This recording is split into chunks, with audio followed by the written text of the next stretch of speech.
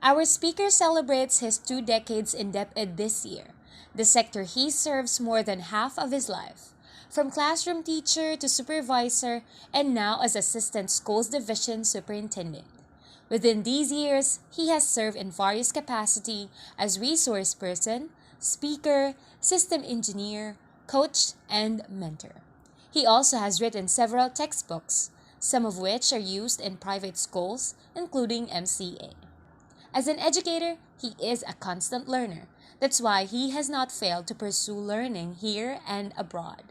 He was an international scholar twice, first as grantee of Monbusho International Training Program for 18 months in Japan, and as ADB Scholar for Masters in International Development for 2 years, both in Nagoya University.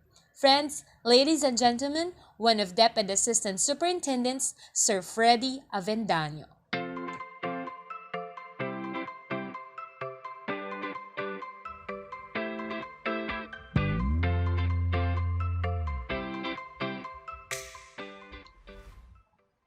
Good morning! Welcome to this Kwentuhan series.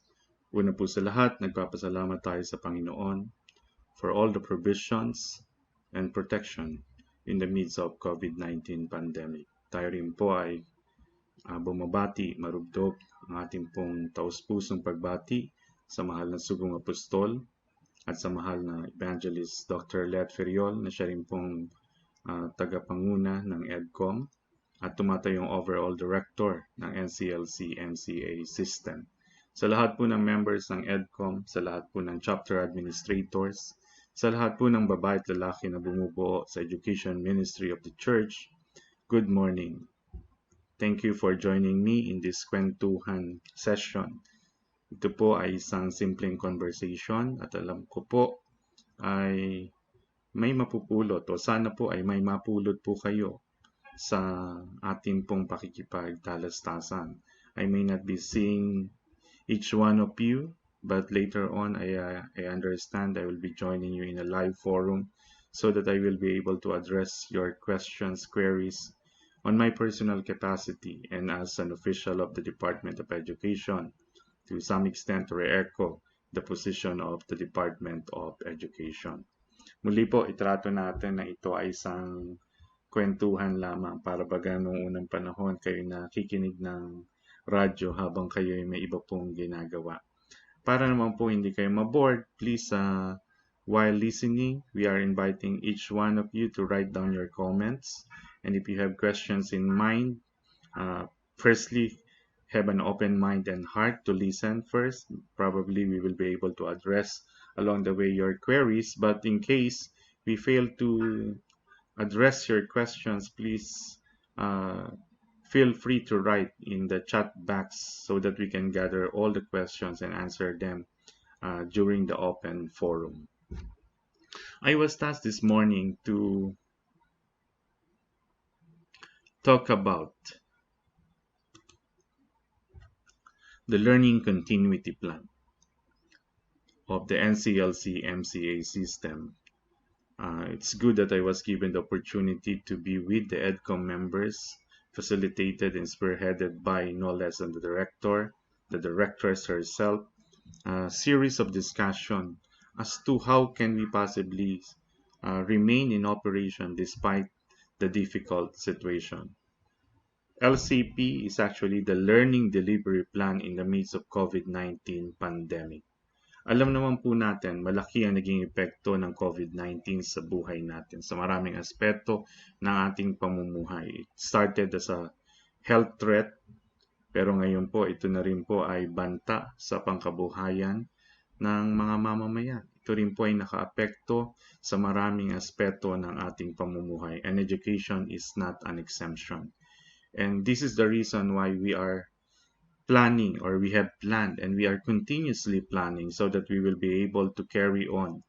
May mga kabataan, may mga magulang na sa atin ay umaasa and they want their children to be productive, and for that reason we need to plan for them. Dapat tayo magplano para matuloy po ang pag-aaral, ang pagkatuto ng mga bata sa kabila ng mahirap na ating sitwasyon. And in this planning session, or in the planning series that we are conducting, we are always reminded that we just plan and we entrust the plan, as mentioned in the slide in Proverbs 16:3. Though we are planning, we entrust everything to God because it is God who will decide whether plans of human will be carried out or not.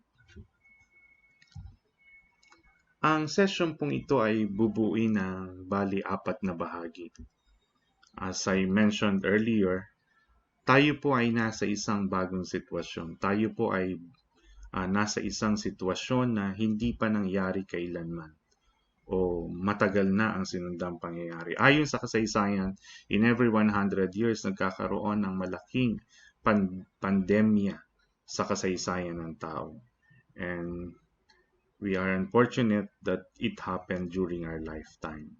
Marami pong binago ang COVID-19 pandemic. Binago po nito ang malaking bahagdan ng konteksto ng ating lipunang ginagalawan. Kumbaga tayong mga naglilingkod sa paaralan, tayo na mahusay na o pinahusay na ng panahon, ay biglang naging mga bagito, mga novice, mga newbies sa panahong ito.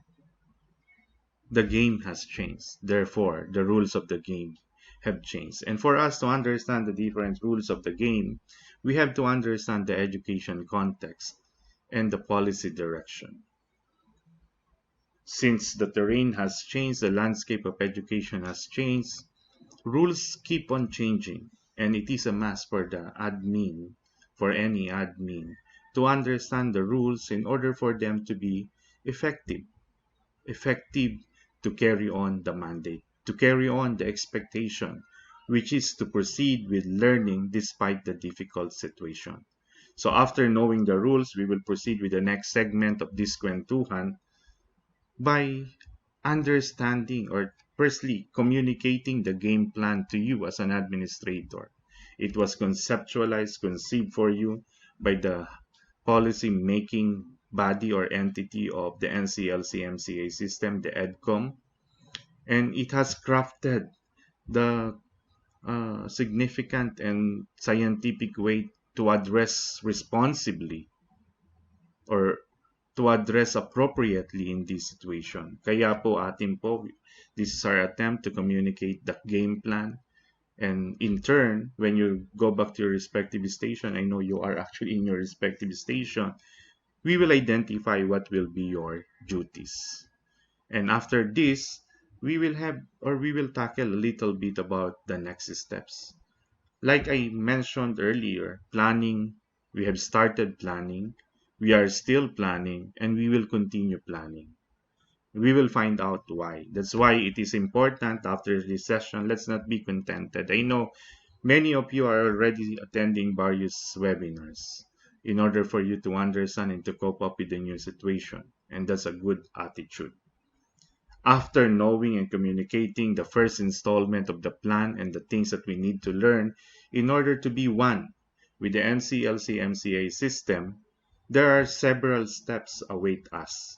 And this is the reason why we have a next step as a segment in this session. Gayon din po, siguro, I am most excited in this portion. I think and I believe I will be coming back to join you in a live forum. At least makikita at maririnig ko na po kayo. Unlike now, it is me who is actually talking in front of the screen. Mahirap makipagkwentuhan po sa harap lamang ng iyong laptop o camera. But I know this is the will of the Lord. It is providential. At alam ko po, inyo pong papakinggan ang ating munting pagsasama-sama at sana may mapulot po kayo. At gayon din po sa inyong mga katanungan or sharing ay may mapulot din po kami. Alam po natin sa panahong ito, lahat tayo ay bago. Nobody can claim that he is an expert. With this new setting, as I label it, in this new game, the rules are new. Hence, no one can claim complete knowledge of the rules of the game. And this is the reason why we need to interact, to converse more. Dapat tayo mag-usap, dapat tayo magkwentuhan. Nang sa gayon, higit po nating maunawaan ang ating kontekstong ginagalawan.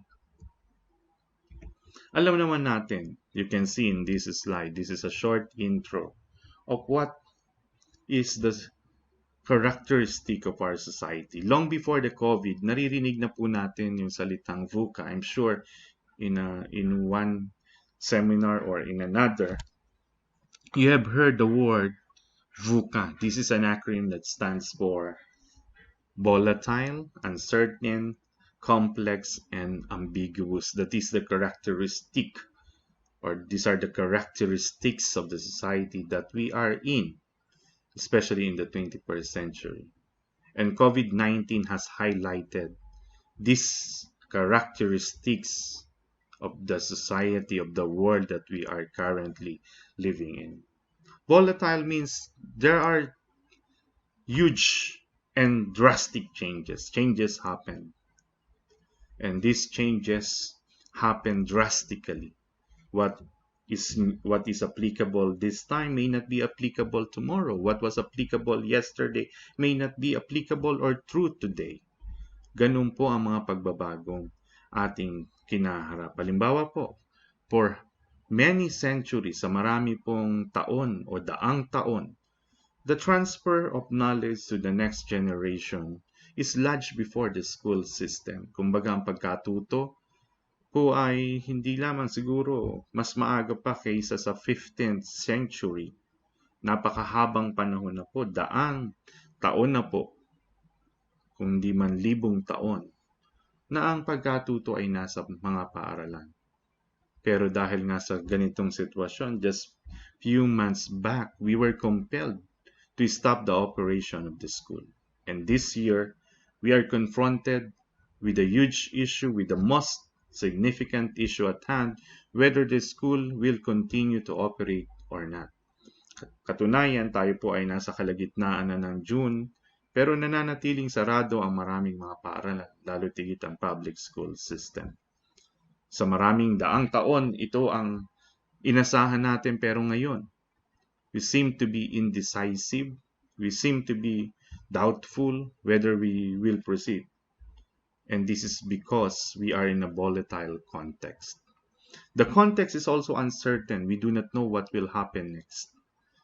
We do not know whether we will be in GCQ or ECQ or modified in between, modified ECQ, or in a better off situation, modified GCQ. There are various interpretations. There are conflicting interpretations. Although the DepEd is consistent in saying learning or education must continue, but you can also hear the President expressing some doubts whether the Philippine society is ready for the alternative delivery of learning for this school year. But let me put that in right context. It has been decided already. In principle, the President has expressed his support for the opening of classes so long. We will explain later the different conditions. What else? This society is complex. Napakahirap na po. Ano bang sinabi? Complex is the opposite of easy. It's already complicated. Halimbawa po, dati pag may gusto tayo bilhin, gusto tayong magkaroon, what we need to do is just to check our pocket, to check whether our wallet has enough money to acquire and to buy things that we want.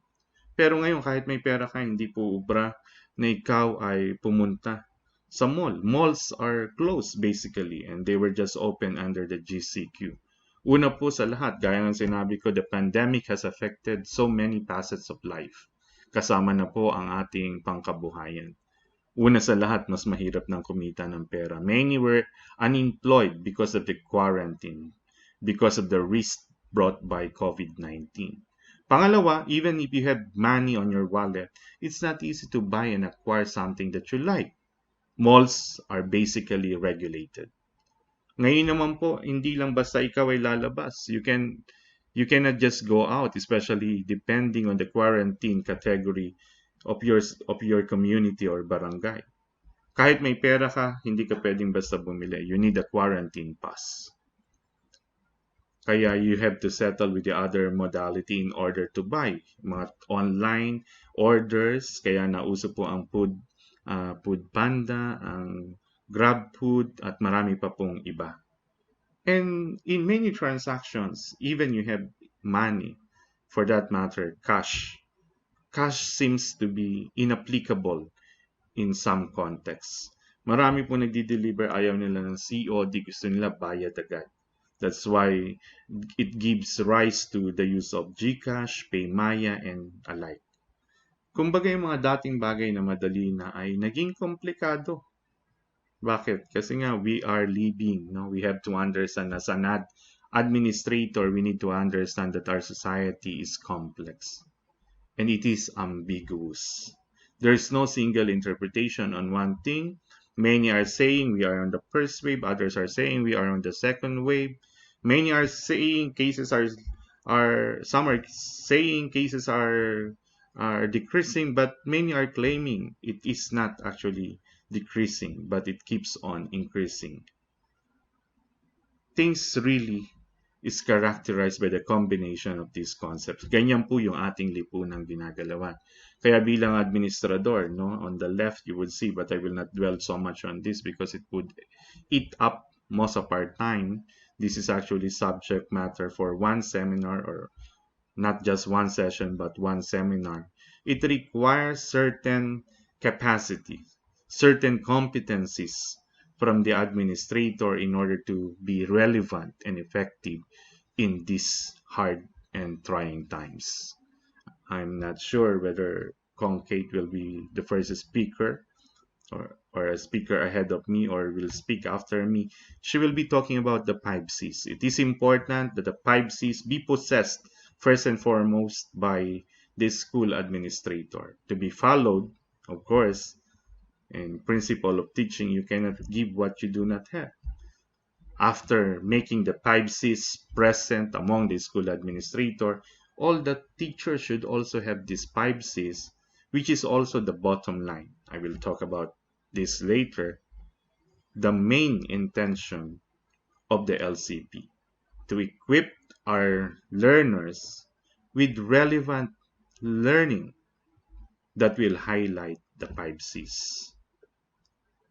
But for us to be able to do that, to carry out such expectation, as I mentioned, it is important that we know and understand the education context. Para po maunawaan natin ang konteksto ng ating sektor, dapat maunawaan natin ang tatlong bagay. Una, ano ba ang sinasabi ng pamahalaan? That's why in the diagram, you can see the education context in the midst of COVID-19 can be best understood if we will be clarified and we will be knowledgeable of the government context. What is the direction? What is the plan of the government?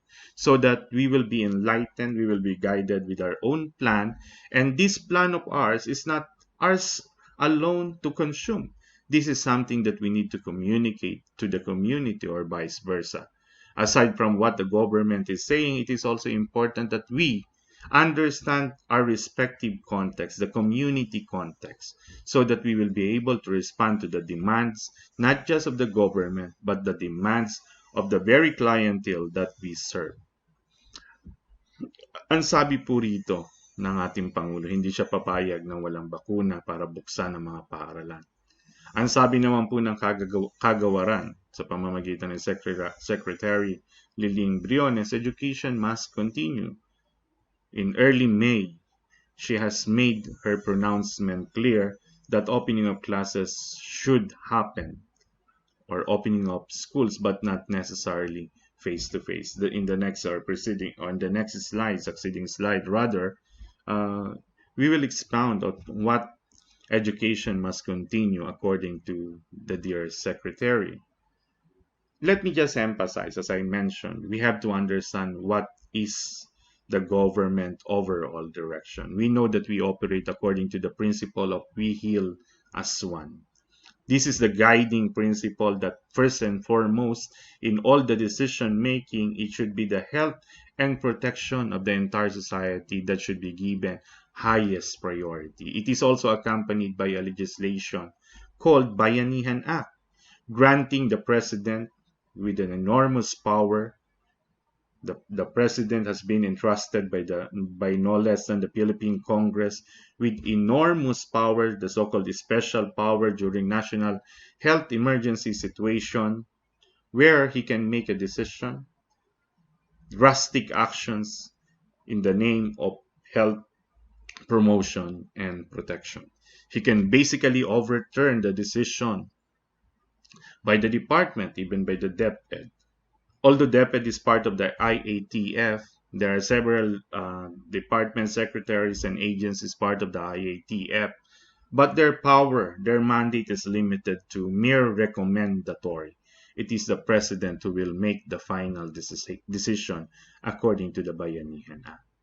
And for this matter, since things is really volatile, we do not know what will happen or what would be the changes because things are also uncertain. It is important that in planning we will be cautious and we will be following the government plan. Our plan is dependent on government plan since institutions like ours, like the NCLC, MCA entity, are subject to regulations. Further, in that context, what should be our plan for the school year 2020-2021?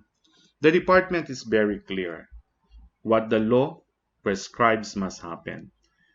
The pronouncement of the Secretary is based on the constitutional mandate that the Department of Education is in charge in providing quality education for the Filipinos.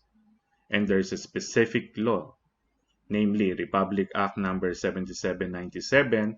In order for that to happen, there must be a school system that should open from first Monday of June until the last day of August. That's the opening date prescribed by law. Since the constitutional mandate is clear and there's a specific law that tells this, it is the reason why Secretary Briones made a clear official pronouncement that schools can actually open, except that since we are still, or this unique situation requires for careful planning, the public school system, which is directly under the power and authority of the Department of Education, is compelled to follow the timeline prescribed by the Department of Education, by which the opening or the first day of school will be August 24, 2020, and to end in April 30, 2021. However, given the unique situation, it needs to follow certain conditions, that there will be no face-to-face except if it is already directly allowed by regulations or government protocols. There should be no conduct of mass gatherings, whether curricular or non-curricular. And it is expected, regardless whether learners will go to school or just their parents, the schools need to comply with minimum health standards such as the wearing of masks, social distancing, among others, to be prescribed by the Department of Education, Department of Health, IATF, and the Office of the President. And this school year is unique because for any entity, especially the private schools, to operate this school year, there is a requirement to submit a learning continuity plan that shows and explains in detail the alternative delivery modes of learning, consistent to the authorization requested by the Department of Education from the Chief Executive or the President, that schools must open, but not necessarily face-to-face, but through blended distance learning modality. And this is the reason why we are talking about learning continuity plan. This is the compass, this is the roadmap for any school in order to operate in this unique, difficult situation in the midst of COVID-19 pandemic. And here on your slide, you can see the modalities in the Department of Education Learning Continuity Plan. Yes, you are correct. Even the Department of Education, it does not only require the private schools to do this, The DepEd itself has its own basic education learning continuity plan. Ano po ang nakapalaman o nasasaad sa basic education learning continuity plan? Ng paaralan ngayon ay hindi necessarily mag-ooperate kung saan ang mga bata ay pupunta sa mga paaralan. No, kung nung araw libo-libo, hindi lamang daan-daan in a public school will congregate in the school, pero ngayon po hindi. Dahil hindi pa po pinapayagan ng mga bata ay mananatili sa kanilang mga bahay. Kung meron man pong pupunta sa mga paaralan, ito po ay ang kanilang mga magulang, but subject to rules and regulations. Papayagan niya kung tayo ay nasa GCQ o kaya naman ay nasa modified GCQ or better situation. So, papaano matututo ang mga bata? Sinasaad po rito ng DepEd, BELCP. BE stands for Basic Education Learning Continuity Plan, will learn via modular. Modules will be in either printed or digital format. It will be delivered to the homes of the students or picked up by their parents at designated places within coordinated schedule. For example, it can be once a month. It can be every 2 weeks, where parents or adult members of the family need to report to the school to get the learning modules and in turn submit what was previously accomplished, so that the schools will be able, or the school teachers will be able to check them and identify what are the gaps. Ano pa po yung dapat na idagdag. That's why schools may also be preparing supplementary learning materials, which can be, ayan po, nakikita niyo po, in the form of PDF, ibig sabihin digital, or in a printed format. So depende po kung ano po ang magiging kakayahan at konteksto ng mag-aaral. Kung ang mag-aaral ay merong access sa internet, pwede po itong ipadala sa pamamagitan ng email o kaya ng group chat ng Facebook. Meron din po tayong tinatawag na Facebook free data, kung saan pwedeng magtanungan, magsagutan, magtanong at sumagot ang mga guro sa kanilang mga mag-aaral para sila'y matulungan sa kanilang pag-aaral ng module, whether it is print or in digital content. Kaya po dyan sa icons, you would see it's a combination. It can be in tablet, it can be in cellphone, or it can be in the regular traditional book form or paper form. Pangalawa, pwede rin pong gamitin ang online learning resources. Gagamit ng online learning resources. Actually, sinimulan na ng DepEd ang tinatawag na DepEd Commons. This is composed of both curated and non-curated content, curriculum-based contents, in which parents or the teachers can download. It should be the teachers first to download to check whether it is aligned with the curriculum, because not all contents are curated. Hindi po lahat ng contents na nandun ay properly identified, whether it's for grade 1, ito ba ay pang grade 1 o pang grade 2, pang grade 3. Kaya po nandiyan pa rin ang mga guro. Sila po ang pipili from DepEd Commons.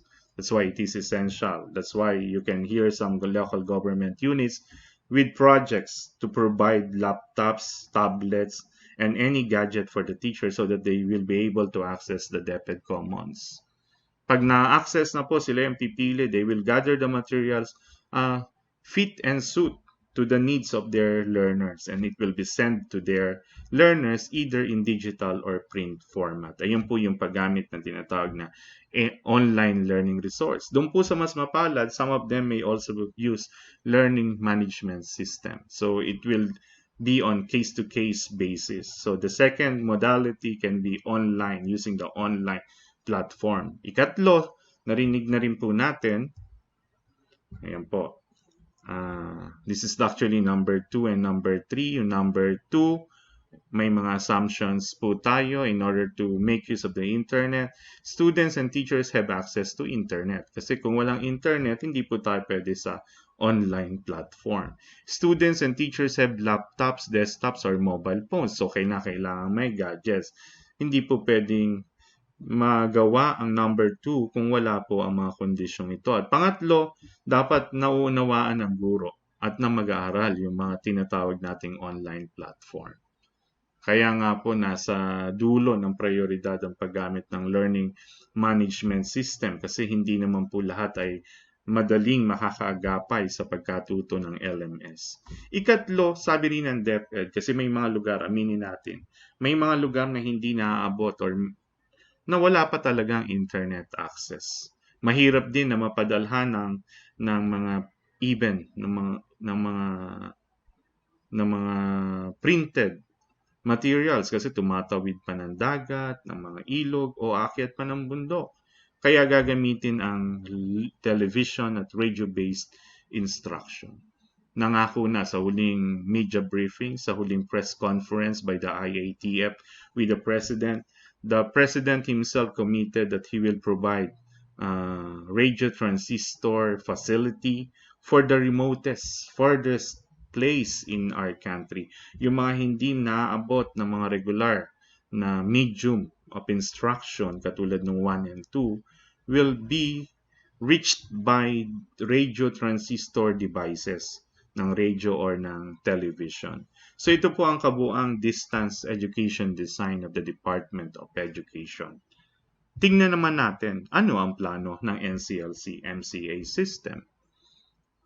Because the EDCOM has prepared, was actually carefully examining the government direction, our societal context, and in fact, as early as May, the EDCOM has directed the chapter administrators to get in touch with your respective students and parents. Naalala ko po ay sa isang diskurso sa aming pagpupulong ay nagkaroon ng assignment ang mga cluster supervisors na bahagi ng EDCOM na pinapaalalahanan sila to accomplish the most required survey. Ano po yung survey? Para alamin ilan ba sa kliyente, ilan po ba sa ating pinaglilingkurang kabataan, mga estudyante natin ang may access sa internet at yung wala. And for that reason, we were able to carefully plan and make difficult decisions, and now it is being offered to you so that you can communicate it back to them. Ito po yung resulta ng ating survey at base po sa survey na yon ay naghanda tayo ng menu, ng learning menu kung saan ginagamit natin ang distance or gagamitin natin ang distance education. There's a definition on screen of the distance education na kung saan ang bata at mag-aaral ay hindi magtatagpo physically but they can actually interact using technology. Ang ating pong napagkasunduan o desisyon po ng EDCOM that the NCLC-MCA system will be using two blended learning options, namely blended online at blended modular. Trabaho po ng administrator, una sa lahat, unawain kung ano po ang katangian ng mga options na ito. Bakit po? You will find out later. Let's proceed. Yes, this is what I am talking about. The role of the administrators. An admin must be able to communicate the LCP. What is LCP again? This is the Learning Delivery Plan. In order to continue with our existence, in order to continue with our mandate, and the expectation from us is to provide the learning opportunities possible right at the doorsteps, in the household, home-based, para pong home free too. The COVID-19 has not stopped us from our worship, from reaching the world, from testifying and sharing the Word of God. Likewise, isa po sa isang mahalagang ministeryo ng Iglesia ng Panginoon ay ang education ministry. Naging kaagapay po ito at katulong ng ating mga bahay-sambahan, ng ating church para marami ang marating. Ang ating pong paglilingkod ay naitawid ng mga live streaming at naniniwala rin tayo na sa pamamagitan ng paggamit ng mga teknolohiya ay ating maipagpapatuloy ang pagseserbisyo sa mga mag-aaral sa pamamagitan ng mga makabagong format o teknolohiyang nabanggit ko o naipakita din sa previous slide. and it is the role, it is the mandate of the administrator to communicate the LCP. You cannot communicate something that you do not understand. That's why it is very important that you read. I understand the LCP will be provided to you. There is a document, official document. You can go over that document. Please read so that you will understand every detail, because this morning I am only tasked to talk about the overview. Overview, kumbaga pahapyaw lamang po ito. Ito po ay kaya kumbaga habang binabasa nyo ang dokumento, kung di nyo pa nabasa, you will remember me. Ito yung sinasabi pala ni Brother Fredie. Kasi yung aking pong topic ay patungkol po sa LCP, but the details of the LCP is actually provided in separate document. You are here so that you can also explain it to the rest of the internal stakeholders or even external stakeholders of the school, which we call the school community. It is also expected upon the administrator to explain the different blended learning options, and for the admin to respond to the query relative to the terms of reference in the new learning modality. Ibig sabihin, may malaking katanungan na kayo or malaki at maraming katanungan na kayo ay kakaharapin.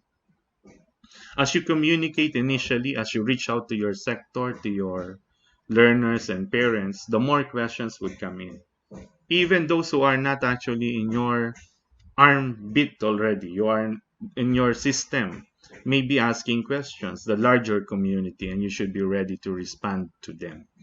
You may not have all the answers to all questions, but you need to manage all their expectations and all their queries. Hindi naman po masama na humingi ng panahon sa kanila kung sakaling hindi talaga kayo nakakatiyak kaysa mag-alatsamba. You can excuse yourself and tell them yes, you'll get back to them, and you will consult with the higher authorities of the school system. So it will give you time to check with your cluster supervisor or ask directly to the EDCOM, or consult again the LCP, the official document that will be handed to you, so that you can address a specific question that you are not sure about. Kaya po, hindi po masama na kayo'y walang sagot sa mga katanungan. May mga katanungan kayang sagutin immediately, may mga katanungan naman you need to double check with the official document, at may mga katanungan po na wala pa pong sagot. And this is the reason why I started with this session by saying this is actually a kwentuhan series. Ito po ay hindi nagtatapos sa diskursong ito. There will be a lot more because there are things that we still have to learn. Gaya po na aking tinuran, bago po ang ating lipunan na ginagalawan. Bago rin po ang mga patakaran. The game is new. There are new rules of the game. And the game plan is something that it is still in progress. What is the game plan again? The school system learning continuity plan is a document in progress. Maaring meron pa po tayong hindi na isasama dyan na kailangan nating isama, kaya po hindi nyo pa kayang sagutin yung ibang katanungan, and this is the reason why you need to make yourself updated, abreast, and willing to learn. Actually, one of the 5 C's is character, meaning you should have the right attitude. It may not be easy. It is difficult because you need to learn so many things and you have to learn them all together, but that is the requirement of our time. The 5 C's, one of the 5 C's is the character. Let's have the right attitude, the positive attitude rather, to learn and to be willing to learn. And if you are not sure, to ask questions. Sabi nga ni Susan Roses, huwag mahihiyang magtanong, because it is your obligation to communicate the new rules, to communicate the content of the LCP. And this is the reason why in so many series of training, it is the admin that was convened first. Because it is your duty. You can see on this slide, there are several courses. Everyone needs to be onboarded. Everyone needs an introduction. That's why the first training will be an introduction to the admin, to yourselves. You are the admin. But once you are introduced to this, it is your duty to onboard others. Who are these? The different the different stakeholders. That's why the LCP has a component or a segment about role-based learning continuity plan, meaning to say before you reach to the learners or to the students, it is also a must that all stakeholders in the school will be able to be adept and be able to learn it so that we can bring it to the learners. Again, I mentioned this a while ago, but let me remind, we cannot give what we do not have. We cannot usher the youth with the new modality of learning if we ourselves are not accustomed, attuned to the new learning. That's why, as an admin, you will also need to learn so many things. And while learning, you need to usher and help others to learn based on the role that they will portray. You need to make sure that the staff, especially the technical staff, are knowledgeable in the new modality. Particularly, you can see on the slide there's a system that we will use. We call this learning management system. This will be called NCLC MCA Online Learning Zone. The user course is intended for the admin, for the staff, for the parents, learners, as well as the teachers. And the bottom line of everything is the LMS. This is where the interaction of learners and teachers would happen. Kaya po yan, tuturuan din sila. At sino po ang magtuturo? Of course, there are technical people. There's a technical committee who will be working with us. However, one who need to be there all the way is the administrator. And the port course, and we will not cover this much in this session. This was agreed to be one of the contents in the next wave of kwentuhan, yung mga susunod na kwentuhan. We need also to learn, since there's a new learning modality, there will also be new ways to assess learning. And on top of that is the administrator. That's why you have to understand everything that you would see on the monitor. I sum it up into 4. Lastly, I have to mention that an admin should be able to overview, or rather to oversee, the LCP implementation. LCP, may I clarify that it is a plan that includes you, that includes us, that includes you as an administrator. But LCP is actually the roadmap. It is actually the guide for the learners or the students to learn in this difficult situation in the time of COVID-19 pandemic. And it is the role of the administrator that everything in the LCP is properly covered. Okay, so let's start with a comparison of the blended learning options available in the NCLC MCA system in the time of pandemic. Sabi po natin, bibigyan natin ng dalawang pagpipilian ang ating mga mag-aaral. Siyempre, ang magdidesisyon po ay ang kanilang mga magulang. When you go back to your station or into your operation, because basically you are actually in your respective chapter, ito po yung naging resulta ng ating survey ilang buwan ang nakararaan. At dahil po ito ang realidad ng ating mga mag-aaral, dapat lamang ang eskwelahan natin ay maging responsive, maging makatotohanan, tumugon kung ano po ang realidad ng ating mga mag-aaral. So, meron po tayong dalawang options. Yung option 1 ay tinatawag natin blended online learning. Ang option 2 naman po ay ang blended modular learning. Yan po, para hindi po, para mas makita niyo po, inalis ko muna ang aking mukha sa screen. Ayan po ang comparison. Paano ba? There are 3 ways in order to learn in a distance education. 1, Whether it's face-to-face or not, there must be an interaction between teacher and learner.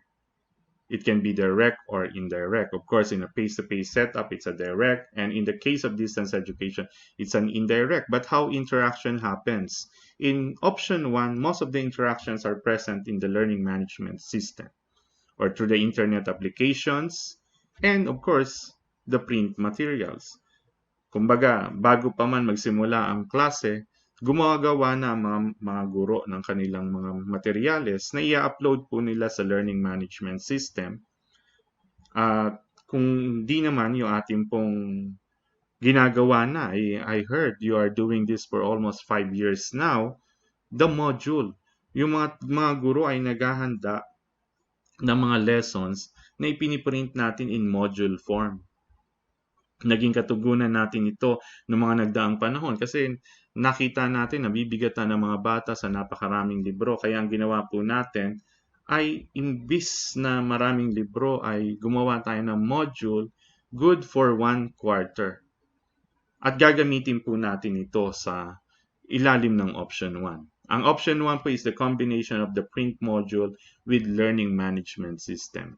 So paano magkakaroon ng interaksyon ng teacher at learner, ang guro at mag-aaral sa pamamagitan po ng print module. Gagawin ng teacher ang print module at ipapadala po ito sa mga mag-aaral. We will see the process later on. We will be showing the diagram on how we will be implementing this blended learning options in the NCLC MCA system. Sa print module, ang kaibahan lang po ng option 1 at option 2. Sa print module, mainly, it is the module. The communication is limited through the module. Magkalayo po sila but they are interacting through the module. Pag nag-interact po ang bata sa module as if nag-interact na rin po siya sa mga guro. Matapos po ang ilang panahon, it can be 1 month, teachers are expected to evaluate the accomplishment of learners in the print module, and through the evaluation, they would send supplementary materials. Supplementary materials in order to fill in the gaps. Halimbawa, isa sa topic is subject-verb agreement. Nakita, hindi pa po lubos na naunawaan ang subject-verb agreement, then the teacher may decide to provide supplement learning materials. It will happen after the child, through the parents, are able to submit their output, which in turn will be evaluated by the teachers. Yan po. Ang teacher-made lessons ay nandun na po sa LMS. It is in various format. It can be in recorded format. Pwede rin pong magtagpo real-time ang mga guro at mga mag-aaral sa pamamagitan ng video conferencing. Ito po yung tinatawag natin, the teacher-made lessons can be designed whether synchronous or asynchronous. Paano po ang mga lessons sa print? Yung po gawa na, pero pwedeng dagdagan. Kung sila po yung makakapag-communicate through Facebook, pwede pong doon ipadala o kaya naman po through their email account para hindi na po personal o physical na magkita, pumunta pa ang mga magulang at mga mag-aaral sa paaralan, which may involve some risk. And present in these two options is the so-called self-paced learning. In the distance education, self-paced learning is a main feature. Kumbaga, dapat matuto, and this is what we are promoting in the system, the responsible learning. Yun nga lamang po para sa mga batang mag-aaral katulad ng kinder at primary level hanggang grade 3 ay mas kakailanganin nila ang patnubay ng mga magulang. Pero sa grade 4 and up, we are expecting that this kind of format, this kind of platform will promote responsible learning because all resources will be available in the learning management system. We expect and we will try our best to encourage, to motivate the learners to go beyond the structured or programmed lessons prepared by the teachers. That will be the minimum. But at the end, we want our learners to be learning self-paced, meaning, and in this system, no one will be left out because they have to learn or they could learn using their own paces, using their own readiness and maturity to respond to a particular activity. But again, it should be done responsibly. Ito po, para higit nating maunawaan. We have provided you with a diagram for the blended online learning option. Nasa left side po, nakikita niyo po. Ito po, sa cursor. Makikita po natin sa cursor, ito po yung school side. This is the school side. Ano po ang trabaho ng school side? Ang trabaho ng school side is to work with the learning management system to prepare the lesson, to respond to the queries, to evaluate learners, or to assess the accomplishment of tasks by accessing whatever is submitted in the learning management system. You can see this is the portion by which what the teachers have accomplished will be uploaded in the portal. We call it the NCLC Learning Zone. This will be translated to various activities. It can be recorded lessons. It can be a live lesson. It can what we call a synchronous lesson, or it can be various activities that the learners will be working on while they are in their respective home. Ang tawag naman natin dyan yung home-based learning. Yung home-based learning will only happen, they cannot do it alone because it will be empty unless the school will prepare the activities in the learning management system. And whatever was present, whatever is uploaded, whatever is made available, the learners, depending on their grade level, needs to accomplish such tasks. And the interaction will happen through the learning management system, which we know or called the NCLC Learning Zone. And on the other side, there is also a print. So the print module will be delivered to the learners, and this will be attended to at the same time by the learners. And you can see here, in any modality, the parents should be guiding them all the way. Ang magulang po ay inaasahang tutulong. They are not the ones who will do it. They should only supervise.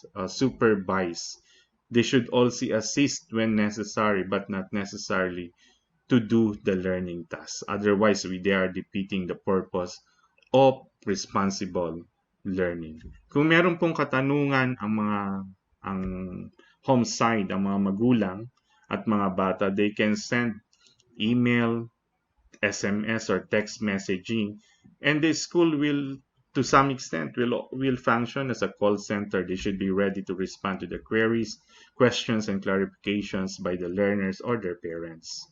And they should be able to respond to SMS or text messaging the real time, the soonest possible. And on this, you can see the parents will play a crucial role. The parent or any adult member should render support while the learners are doing their tasks. Bakit po meron tayong combination? We call this as a hybrid. Kasi po alam natin na bago tayo sa online platform. Baka hindi kaagad maka-adjust ang mga bata, kung kaya we are also providing an option, traditional platform. Ito po yung paggamit ng mga module, print module, at supplemental printed learning materials, because these are actually part of the traditional setup. This is how learners were learning before. And not only that, we know in our context, in the Philippine context, there is an issue on internet connectivity. In most cases, even those with stable internet connection suffer from very slow internet connectivity. And for that reason, in case the internet will fail us, at least in the NCLC MCA system, we are ready with the alternative. Failure of the internet will not hamper the learning of our learners, because we also have an alternative major modality, which is the use of the print module. Kaya po tayo ay maasa na tayo'y handang-handa. At nagawa natin ito dahil tayo po ay nag-aral. Inaral natin ang konteksto ng pamahalaan, ang mga patakarang pinapatupad, at higit sa lahat, hindi rin naman natin binaliwala kung ano ang konteksto ng mga mag-aaral na ating pinaglilingkuran. Kaya nga po, sa pamamagitan nito, no, sa pamamagitan ng LCP, sana tayo po ay magabayan. Ito naman po ang diagram para po dun sa tinatawag nating blended modular learning option. Kumbaga, present. Ito po yung kalahati nung unang ipinakita ko sa inyo. This is the highlighted process. Sino po ang gumawa ng print module? Tayo rin po ang paaralan. Wala pong aaralin ng mga bata kung hindi po natin ito pinagandaan. Ano po ang magiging trabaho ng admin? Kasi ang kausap natin sa session ito ay mga administrator. You have to see to it that learners are actually supervising the learning needs, are actually attuned to the learning needs of their students. Titingnan po nila kung sapat ba ang nasa print module. Kung hindi naman po, they should provide necessary learning materials, supplementary learning materials. They should also prepare some kind of learning plan. Ano yung dapat na matapos na sa unang linggo, yung matapos sa pangalawang linggo, at ano yung mga checklist naman para sa mga magulang para magabayan at matiyak din nila na nagagawa ng mga mag-aaral ang dapat na inaasahan sa kanila. Isa pa po, in that diagram, you would see the administrator has to oversee the deployment, no? The deployment system.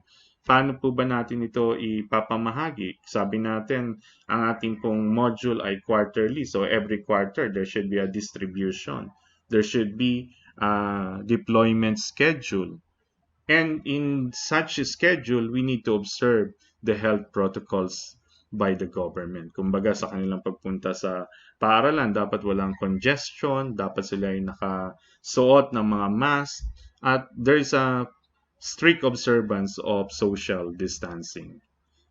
Tanging adult lamang ang pwedeng kumuha, lalo tigit if we are in stricter health protocol or health quarantine category. Pag natanggap na po ito ng mga bata, you can see on the fourth, the one who is on desk, it represents the learner. The learner is expected to do them, and there's a clock over there to emphasize that these activities are actually based on timeline. And the output may differ. Pwede rin po itong papel, it can be paper-based, it can be printed based, or it can be printed from the computer, or it can be simply electronic that can be sent to the teachers after you accomplish the task. And the teachers would send feedback immediately after so that the child will be able to proceed as necessary. Pero pinapakita po dyan, hindi pwedeng magtuloy ang prosesong ito kung hindi po magagabayan. Dapat ang magulang ay laging nasa likod at kaagapay ng mga bata. Alamin kung sila po ay nakakasunod. Alamin kung ginagawa ba nila. At to some extent, to explain areas where the child encounters difficulty. Iyan po. At kung hindi naman po posible, ito po yung sinasabi natin, option 2 will be available for areas and learners without internet access. If they cannot access even the pre-Facebook or even with data, they can do the print module or accomplish the task in the print module manually. At ang pagsasubmit po ay pwedeng manual, provided again, it should be the adult member who will do that. It should be the learner. It should not be the learner, but rather the parents to do it. Nakikita niyo po, an adult approaching the doorsteps of the school, meaning they will be the ones to submit the output so that learners or the teachers can check whether they are actually they're able to actually accomplish the task. And in turn, you can also send out your manually prepared, yung sinulat ninyo o i-print nyo pong supplementary materials o kaya naman ay instructional plan or notes sa pamamagitan din ng courier service o kaya ng magulang na pupunta para kumuha at mag-submit ng mga output ng kanilang mga anak. Okay, these are the terms of reference. Kayo bilang administrador, dapat alam niyo po ang mga kasagutan sa mga mahalagang tanong. Pero ito po ay nakadepende kung ito ay napag-usapan at may regulasyon na ang EDCOM. May mga tanong na hindi niyo pa po masasagot kasi hindi pa po na-finalize ang mga usaping ito. Una sa lahat, dahil wala pa pong issuance ang DepEd. Halimbawa po, sa face-to-face, at tatanungin kayo ng mga magulang, this is one of the frequently asked question, whether face-to-face or in-school learning support will be available. Ang sagot po dyan, it depends. It will only be available if the regulation of the government will allow it. Secondly, the choice between option 1 and 2 will greatly be dependent on the technical requirements, especially on the learner side. May tinatawag na minimum requirement sa gadgets at sa internet access. Medyo mahal kapag ang gagamitin mo ay data. Sa LMS-based or internet-based learning, dun sa option 1, dapat mas recommended na meron pong monthly bundle package ang pamilya para hindi naman po sila lubos na mabigatan para sa data access kasi inaasahan almost daily they will have time to really be on the internet. Much more if there are more than one learners or students in the family. Samantalang yung option 2, optional po ang pagkakaroon ng gadget. Ito po ay nakadesenyo kahit walang internet connectivity o limitado ang internet connectivity. Paano ba ang learner schedule? This is something that is not definite yet. Ito po yun. Kasi pinag-aaralan pa. And the Department of Education has no issuance to this effect. Pero what we see based on researches, the UP has presented the number of hours. Halimbawa, in minimum, yung mga grade 4 pataas, may stay in virtual classroom or in an online platform. Tanggalin ko po ang aking mukha para makita nyo ang buong screen for 2 hours daily. Yung mas mababa, yung mga primary, siguro 1.5 hours. So bilang administrador, you should be working on the class programming, and the class programming this time is different from the previous class programming. Ano pa po? Halimbawa, tatanungin, ano bang involvement? Ayan po, nakikita nyo yung screen. Ano ba magiging involvement ng mga magulang? It is for this reason, as I mentioned earlier, it is also the duty of the school administrator to ensure that every stakeholder knows how to make use of the blended learning option. For example, under option 1, the NCLC MCA learning zone will play very crucial and vital role. And this is the reason why you need to spearhead your own teacher training, learners training, and parents training that will include the actual learning of the NCLC MCA learning zone. It does not necessarily to be the parent. It can be any adult member. It can be an older sibling. And what is crucial at the end of the day, the interest of learners and their parents is to measure whether they have satisfied the requirement by the Department of Education through the school where they choose to enroll. Paano po yun? Sa pamamagitan ng mga grado. Sa pamamagitan ng grades. Kaya mahalaga rin na maging handa tayo in responding to queries about performance evaluation and grading system. Again, this is another area that is not definite yet. Hindi pa po natin binibigay ito bilang official guidelines kasi wala pa po ang guidelines ng Department of Education.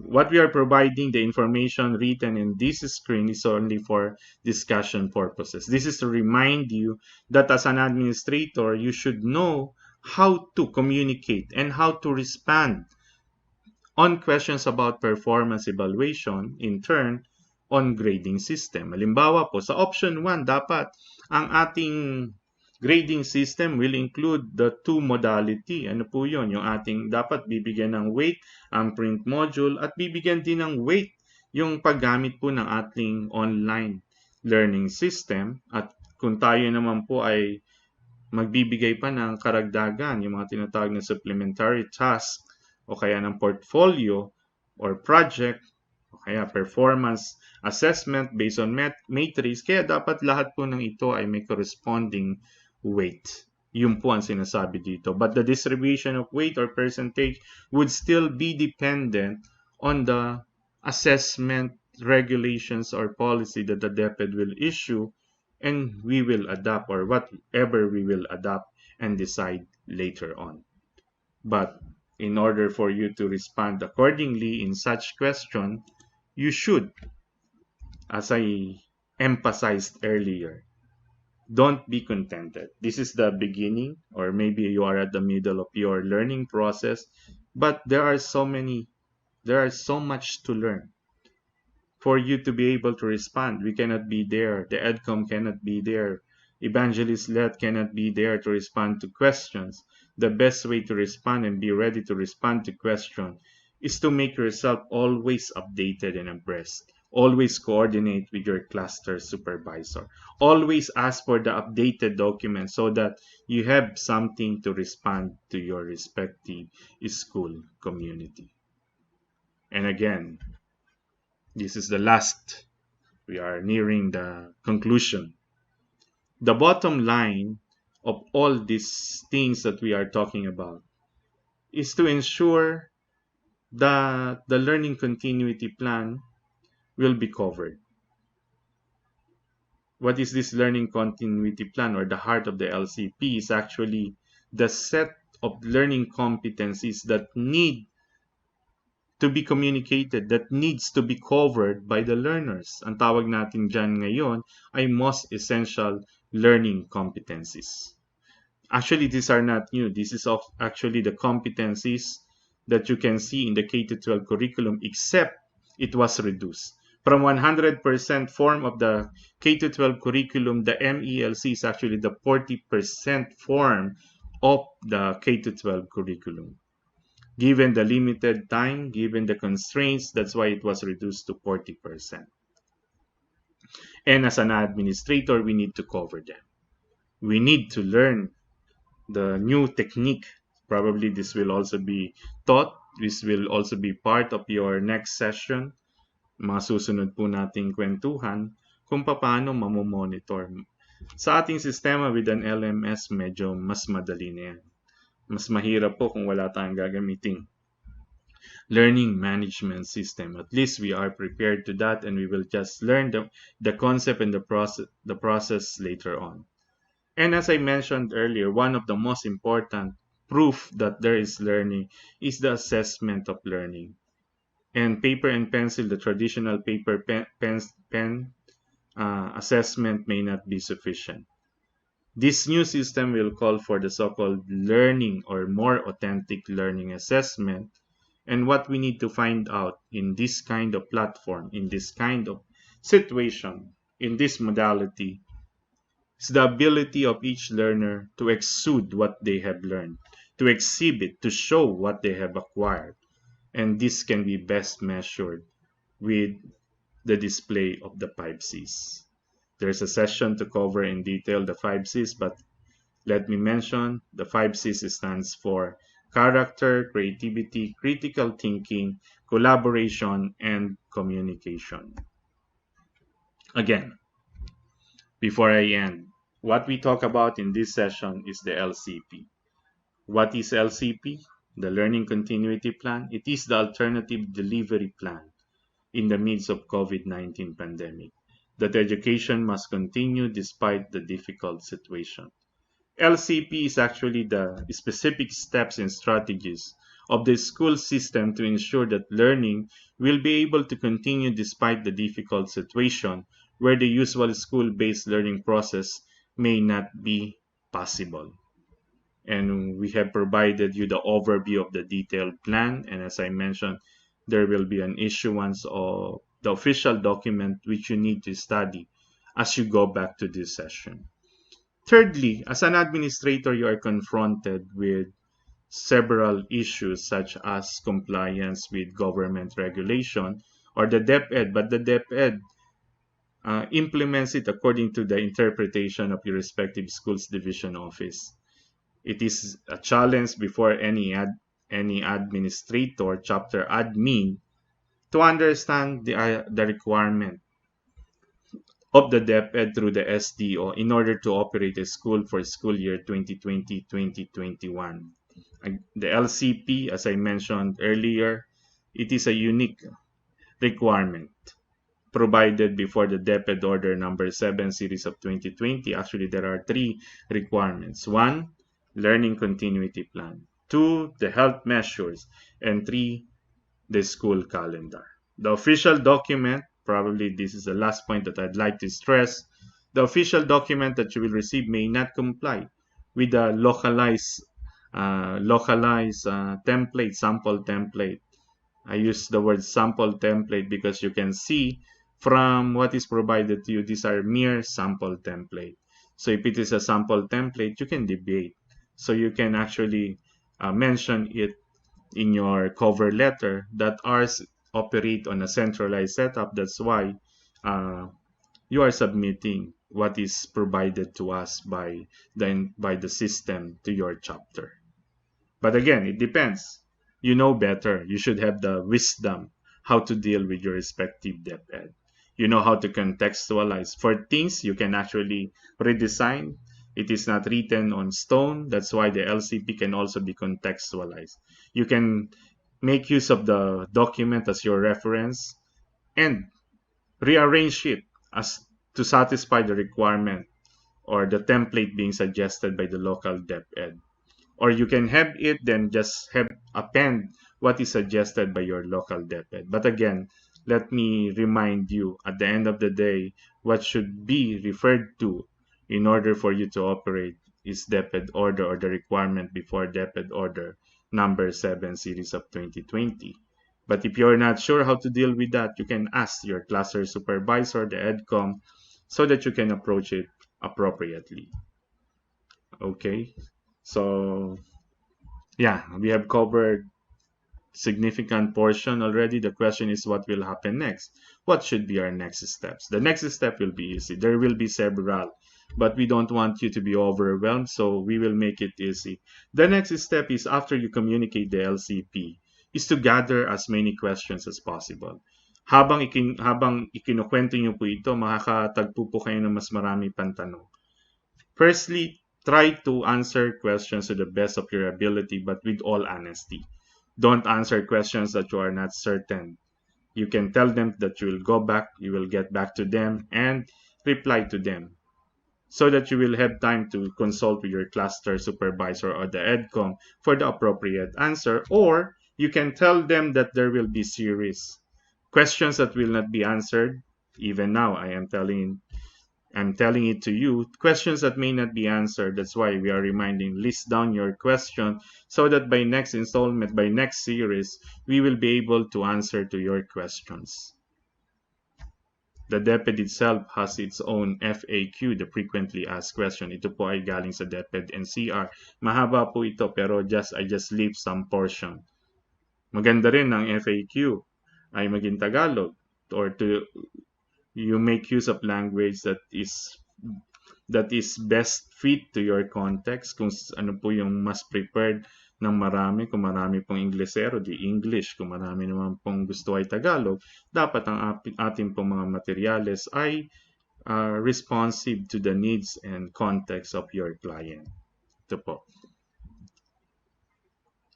Probably I can share or you can download it. You can simply Google it and type in DepEd NCR frequently asked question and you can get a copy of this infographics. Okay, we come to the end. I understand this will not be the last time that I'll be with you. I promise I'll be back soon as the open forum calls for my presence.